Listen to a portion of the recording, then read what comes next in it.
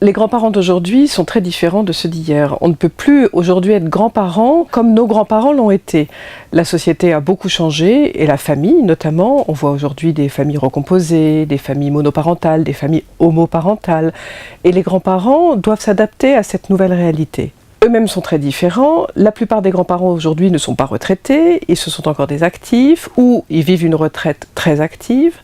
Ils sont eux-mêmes parfois divorcés ou se sont remariés et ont donc recomposé une famille avec une autre famille, dont d'autres petits-enfants. Donc il est aujourd'hui difficile d'être la mamie confiture ou le papy gâteau qu'on connaissait il y a quelques années. Dans notre société aujourd'hui, la pérennité de la famille n'est plus assurée. Il y a beaucoup de divorces, beaucoup de séparations.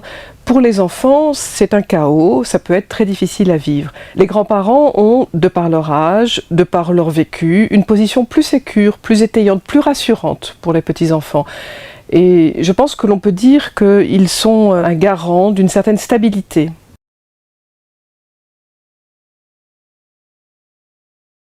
Devenir grand-parent, ça peut être un événement assez angoissant.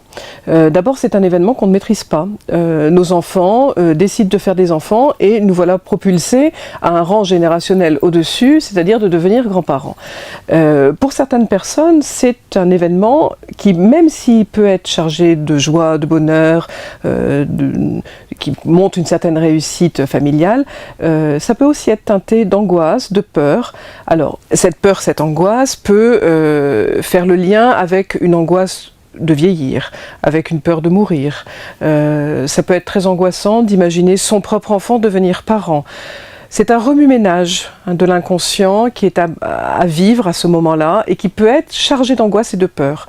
Donc il ne faut pas imaginer que c'est tout le temps quelque chose d'heureux, de fantastique. Ça peut être un moment qui peut être difficile pour certaines personnes.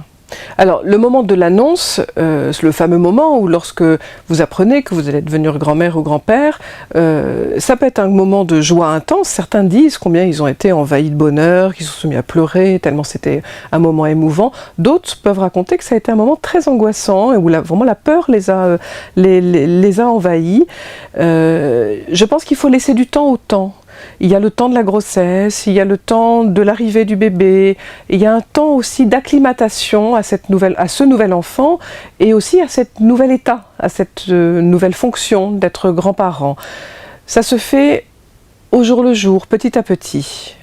C'est une rencontre. La rencontre entre le grand-parent et son petit enfant peut ne pas se faire tout de suite. Il faut du temps pour ça et certaines personnes ont besoin de plus de temps que d'autres.